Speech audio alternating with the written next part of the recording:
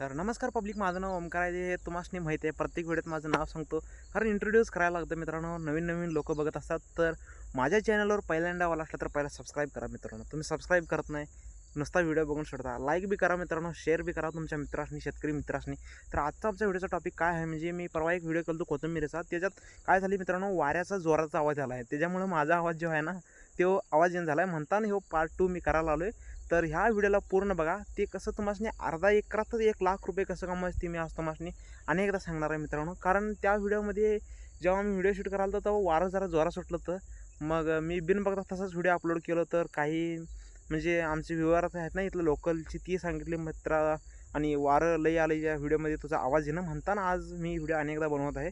तर ह्या व्हिडिओला शेवटपर्यंत बघा, मी सांगतो ते टेक्निक सगळी वापरा. तर मित्रांनो, सगळ्यात पहिला आता बघू शकता, असं मागं आहे असं रान, असं तुम्हाला पद्धतशीर पलटी मारून घ्यायचं रानात. आधी खातबी इसकडून पलटी बिलटी मारून घ्या, झाकपकी एकदम खतरनाक मारून घ्या पलटी मारून घेतल्यानंतर मित्रांनो काय करायचं आहे आपल्याला, डिक्स वगैरे मारून घेणार असलं तर घ्या. काय ते झाल्यानंतर फन मारून घ्या. डिक्स मारला असलं तर फन मारून घ्या. फन मारून घेऊन मित्रांनो पद्धतशीर रोटर मारा.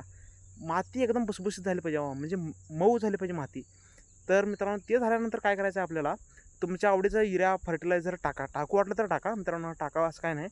तर टाकू वाटलं तर टाका.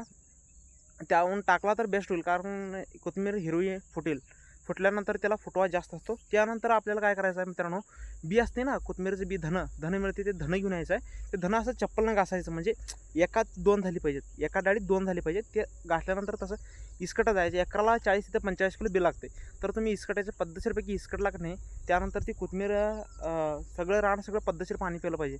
रान पद्धतशीर पाणी प्यायलं की नाही, सगळं उगावते बघा. सगळं एक आणि एक उगावते. उगावला म्हणजे 1 महिना टाईम घेते. 1 महिन्याच्यात लाख रुपये कोण देणार तुम्हाला शेतकरी मित्रांनो.